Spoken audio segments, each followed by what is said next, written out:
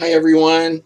I have something on my heart that I want to share with everyone, and mostly I want to put it on, get it like recorded for my grandkids and their grandkids. And I think nowadays, video is like the only way to go. I could type it, but I think the best thing to do is just like tell it like it is. And so today I kind of want to talk about something that happened to me that disabled me. And it happened, well, the reason I even want to talk about it is because I feel like this could happen to anybody. And if you're like too busy, or you have a lot of responsibility, but there's things that you really want to do, like buy a Harley and ride in the mountains and let the wind blow in your face, or go camping, or spend more time with your kids, or it doesn't matter what it is. Just some things that, travel, just anything that you desire to do but you're too busy to do. I say make time, because time is something you might not have. Uh, you might not die, or you might not be gone, but what if something happened that eventually or totally took away your ability to do certain things, or to enjoy your life, you know, like that. But anyways, what I want to talk about is something that happened to me in April of 2000. So this last April 1st, which is like a joke, what is every April Fool's joke thing? But April 1st, 2000, I went into the hospital and I had a surgery for a blockage in my right leg. But what led up to that event, it was actually 7 days prior. Um, I was driving home from work, and I was feeling weird in my heart, or actually maybe it was 8 days or 9 days. But anyways, I went to I called my doctor. Thank God for cell phones, and he told me to go to the ER, and I did. And the ER checked me out, and they said they really couldn't find anything, but they recommended me to a vascular surgeon. And so I made the appointment to the vascular surgeon, and he had me do a treadmill, and I got on the treadmill, and I didn't do well on the treadmill. I was getting out of breath and stuff, but I actually,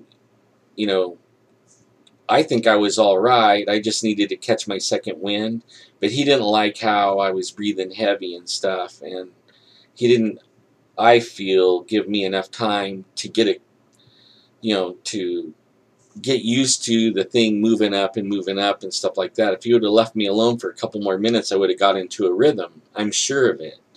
I hike even today, even with a bum leg. I hike around, and I get into a rhythm. It hurts to hike.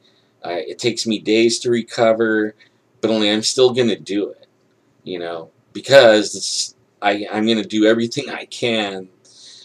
I'm not going to let, there's a lot of things I can't do, but there's some things I can do, and I'm going to keep doing them, just so that I don't wind up in a wheelchair. So, anyways, I failed the test, and he told me, well, we need the golden standard, or the gold standard, as he calls it, was an angiogram. And he scheduled one for the following morning at 7 o'clock. And I went in and did the angiogram, and I woke up in the ICU.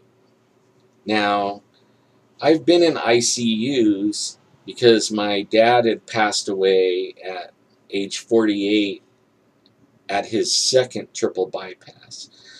he had his first heart attack at 34 and a subsequent triple bypass, and they were going in when he was 48, and they were redoing it. I don't know if it's the way he lived or if it was hereditary. I think it had a lot to do with how he lived, not so much that it was a family thing, because there really isn't a history of heart disease in our family except for him. But anyways, when they heard that, they're like, oh, we have to go look inside of you and make sure your arteries are clear. Now, I pretty much was exercising and weightlifting, and I lived in the mountains. I was hiking up and down hills and stuff. We had a mountain behind our house, and I would hike up and sit and look at the valley lights a lot. I mean, I hiked around there and weed whacked and mowed. I mean, I think I was pretty healthy. I mean, I smoked, but I think I was still healthy. But anyways, they do the angiogram. I wake up in the ICU, and I'm thinking, what in the world is wrong with me? The ICU? So the first nurse that walks by, I grab her, and I say, hey, why am I in the ICU? What happened? Is there, I'm really concerned about being in there. And looking at all these glass doors and curtains and all these people laying there looking like they're half dead, and everything. Oh man, if you've ever been in one, you know what I'm saying, Anyways, she says, oh, there's nothing wrong. We just didn't have anywhere to put you. I thought, what? You didn't have anywhere to put me? They'll park you in a hallway before they put you in an ICU. It's too expensive to put people in there unless something's really wrong. And that's what I told her. And she says, no, really, the doctor just wanted to keep an eye on you, and this is the only room we had available. I'm like, serious? This is pretty scary, but okay. So this is like 8 o'clock in the morning now. So 8 o'clock, and then almost right away, these two nurses come in, and one has a blood pressure cuff, and she puts it on my ankle, and she checks the blood pressure in each ankle, and they both, hold the ankle, checking the pulse, and they smile, and they're making small talk, and I ask them, is everything, oh yeah, you're fine, doctor just said to check on you. But then every half hour, two different nurses would come in and check the pulse. I mean, I never had the same two nurses check the pulse. Around 3 o'clock in the afternoon, I think just about every nurse in the hospital has come by and checked the pulse and the blood pressure in my ankles, and I'm starting to get a little bit concerned.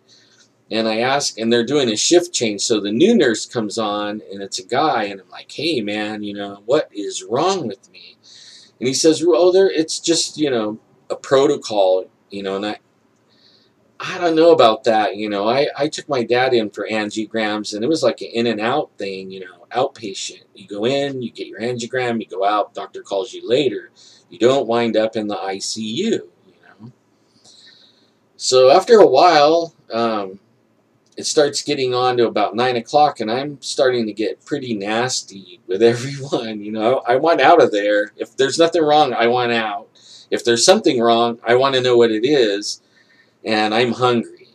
And I tell them, I'm hungry, I want something to eat, I want to go home, I want to hear what's wrong with me. I mean, come on now.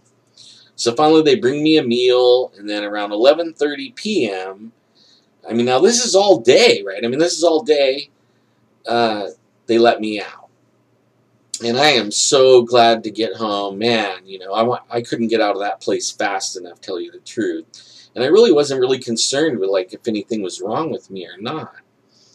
So I get home, and they must have been putting pain meds in the IV, because I really wasn't feeling any pain in the hospital.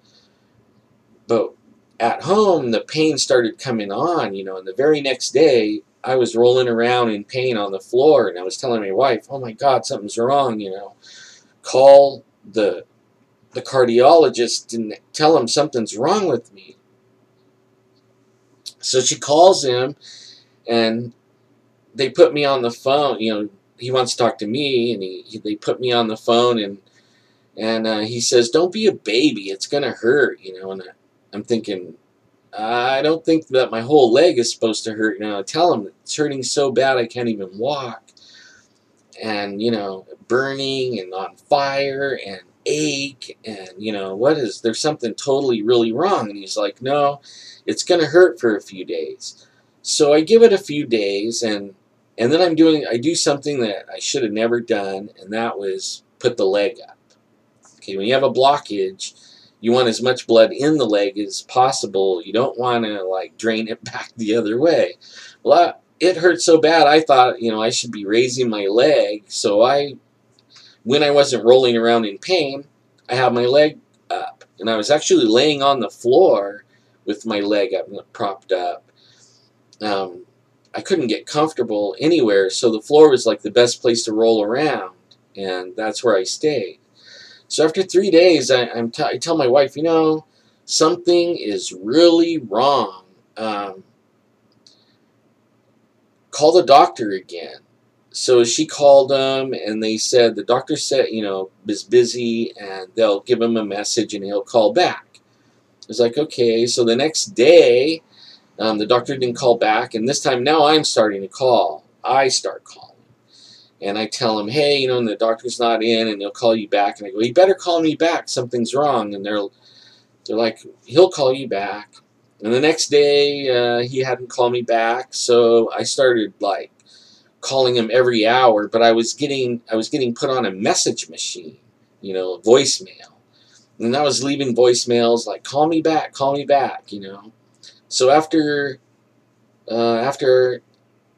7 days, I decide I'm just going to go in there. You know, I don't know why I didn't even think to go to the ER, but I didn't.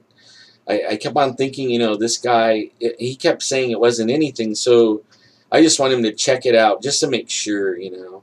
So I drive up to the office where he's at, and I see his car has his license plate on it, and I pull in next to it. It's a really nice little $80,000 Acura. A little sports car model, real nice.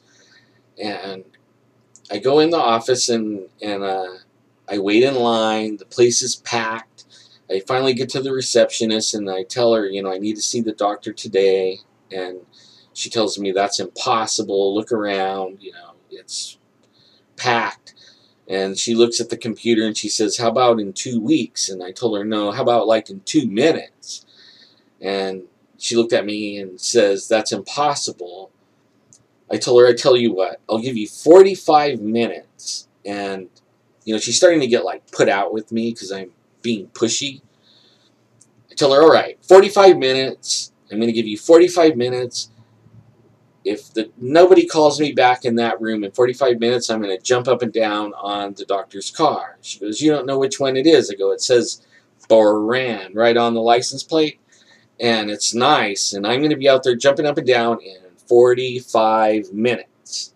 And I went and sat down. I didn't say another thing. 5 minutes goes by, and the little door opens, you know, to the back, and the doctor pokes his head out and calls my name. And I jump up and hobble in there, and when I get in the back, he just starts cussing me out. Like, you don't gotta, like, threatened to jump up and down on my car, and I tried to argue with him and defend myself and say, you know, nobody was going to see me. And he says, well, come this way. And as we're going to the little examination room, he is just ripping me with cuss words. I mean, I really made him mad. I touched a nerve when I said I was going to jump up and down on his car, but at least it got me in there, you know. And I was kind of a little bit smiling to myself, like, I know how to see a doctor now, like, really fast. Just say you're going to jump up and down on their sports car. But he gets in there, and he gets me up on the examination table, and he gets down to my ankle, and he starts, you know, he's holding it like this. There's a pulse. he tells me, there's a pulse. There's nothing wrong with you. I told him, man, you're on the wrong ankle. And he starts cussing again, you know, and he goes to the other ankle, and he's down there. He says, I think there's a pulse. I go, you think? You think there's a pulse? You're telling me you think there's a pulse. On this leg, you said there's a pulse. On this side, you say you think. I go, I don't go for I think. I think that we need to, like, figure out why you said I think there's a pulse. He starts cussing up and down. He goes, maybe we should get you an ultrasound. You know, and I never heard a doctor cuss so much. I mean, I thought it was totally unprofessional. It was starting to get to me, grate on me a little. He goes, I'll order an ultrasound. And he gets on the phone and talks on the phone. And then he says, okay, I ordered you an ultrasound. And I said, today. And he started cussing again. He goes, how's 20 minutes? You know, fine, you know. And I forgot to say, when he said do the ultrasound, I told him I wanted another doctor to do it. I didn't, you know, I wasn't having him do anything after this, you know. I'm like, have another doctor do it. That made him cuss a lot as he went to the phone. But he said, you know, 20 minutes was fine. I get in my car and I drive like a couple miles to this other cardiologist. And I go in and they just rush me straight in. And he has a little wand. He has me take my pants off and get up on the exam table. He has a little wand. It looks like a little microphone thing. And he tells me that he's going to check the pulse, you know. And he goes right to the left leg, which is not the leg. But he goes over there and he's like got it behind my knee in the bend of my leg, and it's like ba-boom, ba-boom, ba-boom. He looks at me and then he moves it down, you know, to my ankle, and he's like ba-boom, ba-boom, ba-boom. And he's looking at me funny, and I told him really it's the other leg. And he's like, oh, he goes, I was just checking to make sure, you know, that everything's working good. I'm like, okay, you know. So then he puts it over on the other leg and puts it behind the knee into the bend, and nothing. But you could, every once in a while he'll move it around. You can hear it going as he moves it around. But once it stops, it's like. Then he moves it down to the ankle.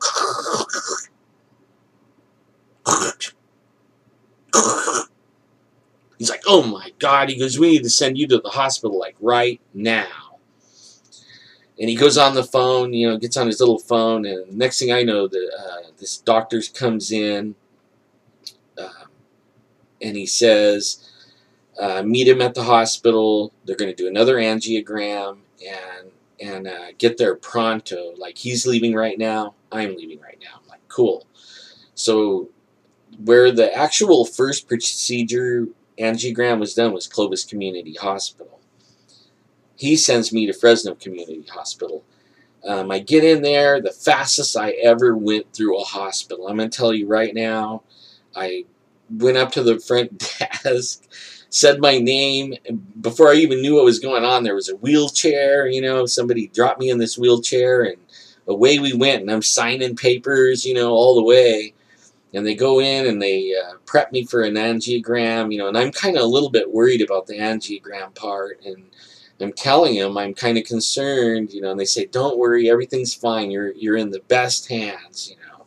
Thinking, yeah, that's what everybody told me about the other guy, Baran. They said he was like one of the best in the valley. Well, yeah. Well, anyways, they tell me I might be awake during this procedure, and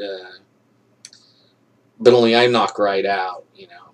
And a little next thing I remember, or we can recall, is I'm being woke up in this room that is Star Trek like. You know, I mean, the lights are all dim. I mean, you can see, and there's all this equipment all over the place, and there's this big monitor up there that I'm looking straight at, you know, and all these people standing around me, and Dr. Gopal was the doctor, and he hands me a little paper, and it's actually a picture of the artery, blocked artery, the femoral artery. And he tells me this is very serious. And he asked me how many days, and I told him 7. And then he started telling me, well, in minutes, tissue, like soft tissue, starts dying. And he says 7 days, ooh, you know, that's going to be like cartilage and muscle tissue and possibly bone is like not had any oxygen. He said things have been dying for 7 days. I'm like, oh wow, you know. He goes, hopefully there's enough collateral blood flow that it keeps the damage to a minimum. He says, but you take this paper, and he puts it on my chest right here, and he says, you get an attorney because this was wrong. They messed up. This should never have happened. Okay? And then I'm knocked out again, you know. And I don't know, I'm coming to again, you know, the next thing I remember, I'm coming to, and I'm in this room, and they tell me I'm in pre-op, and he tells me you know, I'm looking up, and there's this guy with his face like right here on my face looking at me, and he says, are you there? And I'm like, yeah. He says, I'm your anesthesiologist. He says his name, I don't remember his name. He goes, he goes, I'll be the one, you know, keeping you alive, because we're going to bring you like almost to death, down to death, and then I'm going to make sure that you know, you come back. You'll be alive and you'll come back. I'm like, wow, okay. And then he introduces me to the surgeon, which is the one that actually sent me from the room where I had the ultrasound thing done. And he says he was looking at the angiogram, and he talked with Dr. Gopal, and he said, we're gonna rush you straight in surgery right now. When you wake up, because I gotta warn you, when you wake up, you might not have a right leg. And I was just like, I didn't have words. I couldn't believe what I was hearing. It was like, oh man, you know. He goes, but I'll do the best I can, and you know, it looks like, you know, maybe everything might go okay. He goes, but I just want to warn you that, you know, about that. I'm like, okay. And then the guy says, start counting to 10 backwards, or from 10 to 1 backwards, and I don't know, I don't even remember getting to like 5, and I was out. The next thing I remember, I'm waking up in another hospital room, this time not ICU. I'm in just a regular room, and you know, I'm kind of a little bit groggy and everything, and I think it had been like a couple days. I think. I'm not sure, but from what my wife and everybody tells me, it was probably a couple days. And they show me this morphine pump thing, and they say I could push it every 6 minutes, you know, but don't push it right now. We needed you to come out of it so the doctor could talk to you. I'm like, okay, you know, I started looking around. Oh man, you know, I got a leg. You know, I was pretty happy about that, you know. I mean, it hurt real bad, and it's hurting right now like a mad dog, but almost like if I just had surgery. That's how it hurts right now. In the surgery spot too. It's really weird. It never stopped hurting, ever. But anyways, he starts telling me that he opened me up, and he made a scar, you know, like, you know, about that big.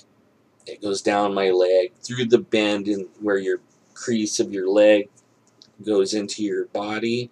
It goes right there through the middle of that, and it was about that big, and you know, about that wide, and right now it's about 2 inches deep still.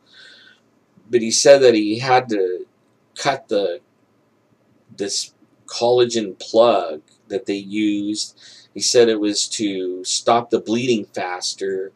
When they do angiograms, they can use this collagen plug opposed to direct pressure.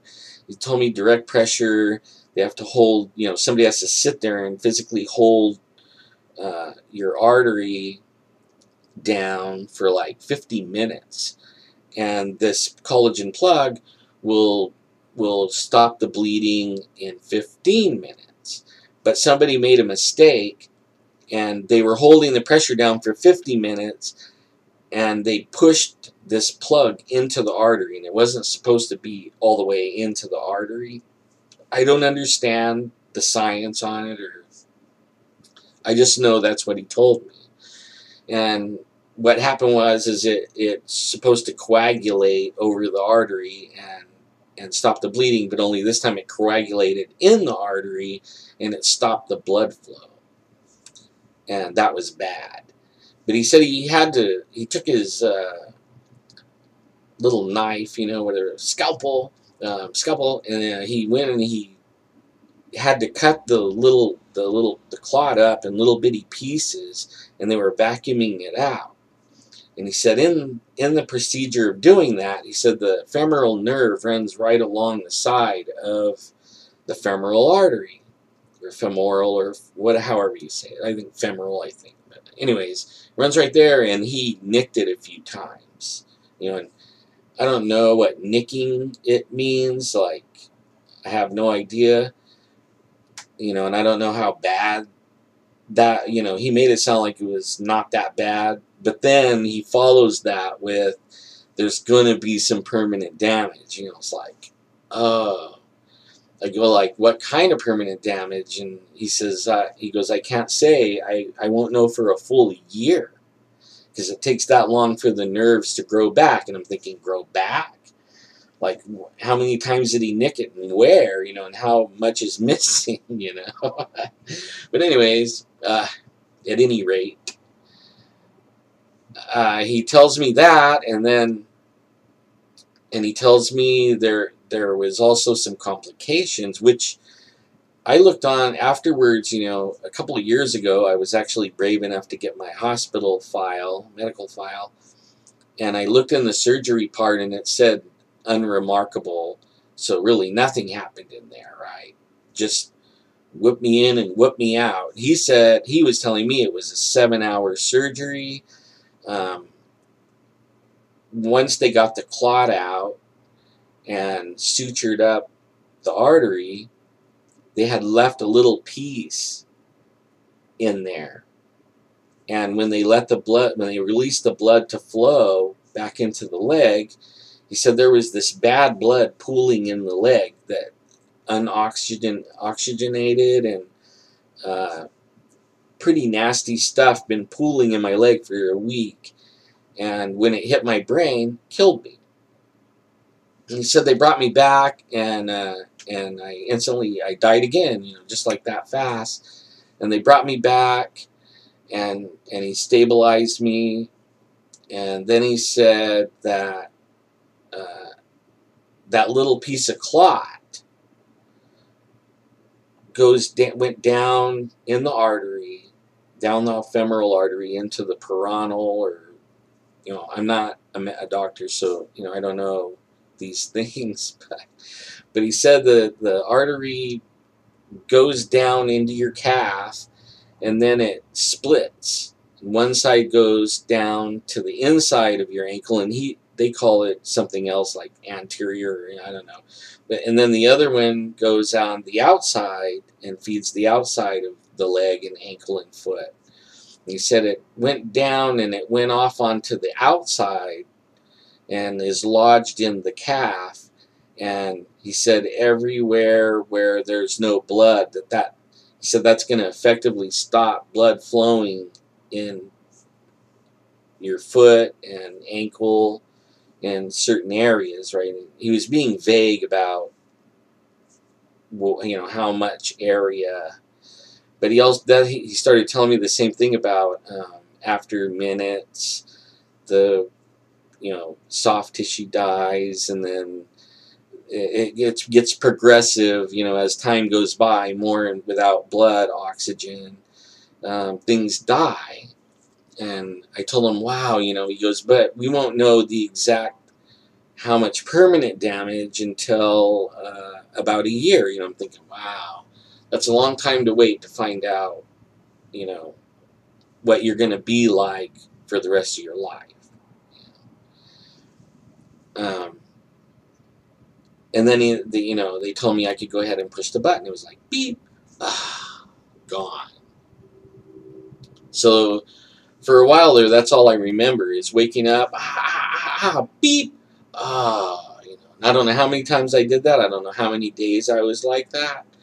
All I know is that a couple of times when they came to change out the morphine, change it out, I would be laying there wanting to push the button, and it seems like it's weird that you can come out of a morphine coma or whatever you want to call it and be really awake and aware and be blazing pain and remember things. You would think you'd be still groggy and everything, but I remember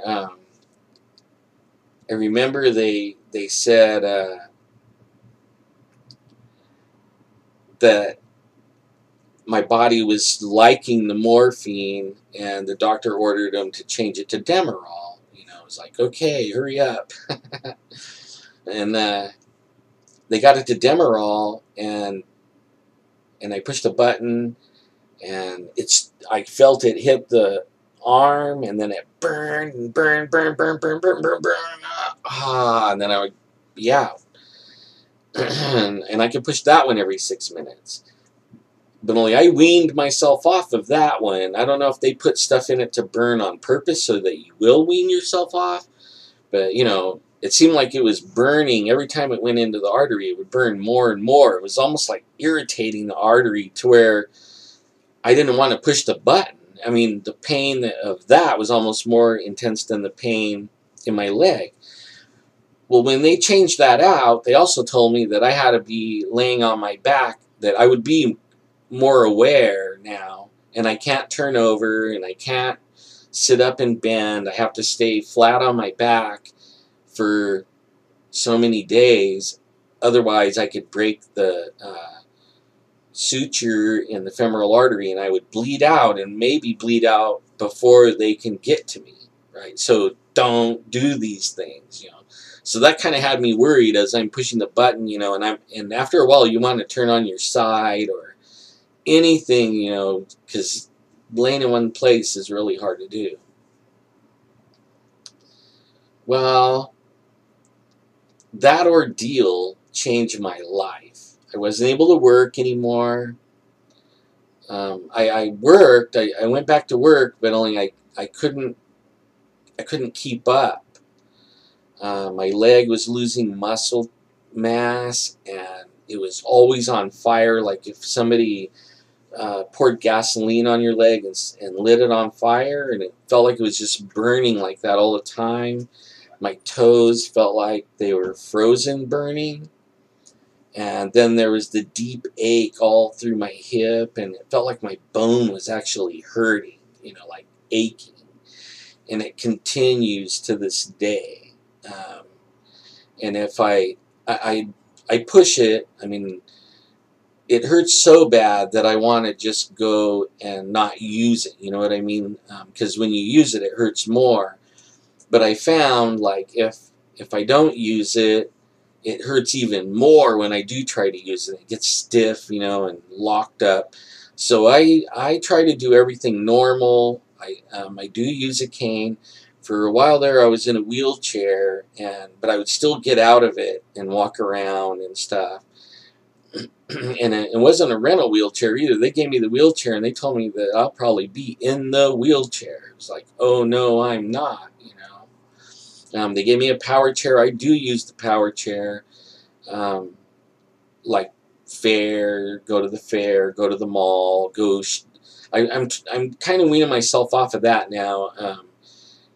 I'll go shopping with the wife and walk around Walmart. When it gets too much, I just walk back to the car and sit down, or I'll find a place to sit down and wait for her. Like, I like Walmart because it has a McDonald's. Target has a little area, with food and stuff. You can sit down. But some of the other stores, they don't have any place to sit down, So I just go back out to the car. In the summer, that's kind of a hard thing. But anyways, this has been a life-changing event. It happened like that. And I'm concerned for all my friends, and even not friends. I mean, I'm concerned for every human walking around that thinks that they're impervious, or they're so busy they're not enjoying things. They're not hugging their kids or taking the time to be with their kids. They're not doing their passions, you know, whatever it is that you're passionate about, like if you always wanted to ride that Harley or buy that Harley or fly that airplane or hike that peak or go look for Sasquatch, you know, traveling around the world and doing these things. I'm kind of like, I lived before, I call it my old life. I have, you know, my old life and my new life. In my old life, I had a philosophy that I didn't want to be the guy sitting in a rocking chair, you know, like wondering what if I, you know, what if when they asked me if I would go work in Africa, what if I told them no? What if, you know, what if? I don't want any shoulda, woulda, couldas, you know. So I did it. I mean, I hot air ballooned a bunch of times. We even crashed in a hot air balloon. Totally crashed it in the weather changed and it was a storm and we crashed a hot air balloon. It was something that was so scary but fun at the same time, and it's a great memory now. You know, travel all around the world. I want to do that again too, and I think what we're doing now possibly might give me the opportunity to do some of the things. I know there's some things I just can't do. Like I can't hike to the top of the pyramid. I can't hike to the top of El Capitan or Half Dome. I can't go see Machu Picchu or whatever that place is, or Tiwanaku or Angkor Wat, or, you know, there's some things that's going to be like when we went camping down at Tule Res with my family and friends, and there's this waterfall. I don't know how far it was because I didn't go, but I heard it was quite a hike. And a couple of people even fell in the water, you know, slid into the stream. It was difficult for them. And I had to stay in camp because I physically couldn't go. And those things burn me up. Like when you put a limitation on me, I'm not the guy. I wasn't the guy. I'm the guy that runs out and tells you, you know, when you say I can't do it, I'm the guy that goes, I do it, you know. I didn't mess around. All my life I've been like that. That has been something that was really difficult for me to deal with. So basically what I want to put across is all you people that are healthy and you can do these things, get to doing it, because you don't know what tomorrow brings. It hurts whenever I see somebody go through something that changes their life like this. I mean, I totally identify with those people, and I hate seeing it, especially if they were so busy they didn't go do the things they wanted to do, or their bucket list, or whatever you want to call it. So I made this video in order to document what happened to me so that my family will know, and also a message to my family, my grandkids, everyone. Live like there's no tomorrow, okay? Live like there's no tomorrow. Do all the things that you want to do. Be all the things that you want to be. If you're in a dead-end job and you don't like it, go get another one. If you don't have enough school, go to school. If you want to fly that plane, figure out how to get lessons and go fly that plane. I mean, go do these things that you really want to do deep in here. Don't let another day go by that you don't start making plans for yourself, because you can be robbed of those things in a minute. But I hope you all take my advice. I know. I want to talk about RSD for a minute. I have RSD. This gave me RSD. It took 3 years for them to say what it was. But they finally told me it was RSD, Reflex Sympathetic Dystrophy. They even call it CRPS, Complex Regional Pain Syndrome. It is the highest pain known to man. There's no other higher pain. The only thing that's maybe higher than that is having your leg amputated without, something to numb it. There's no other higher pain. I deal with it daily. I know a lot of other people that deal with it daily.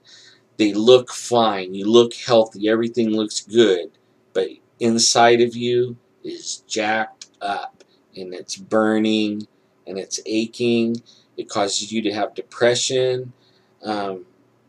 It's just a multitude of these things that is bad with RSD. So if you hear of anyone that has RSD and you look at them and say, there's nothing wrong with them, believe me, if they say they have RSD, those people are in a living hell.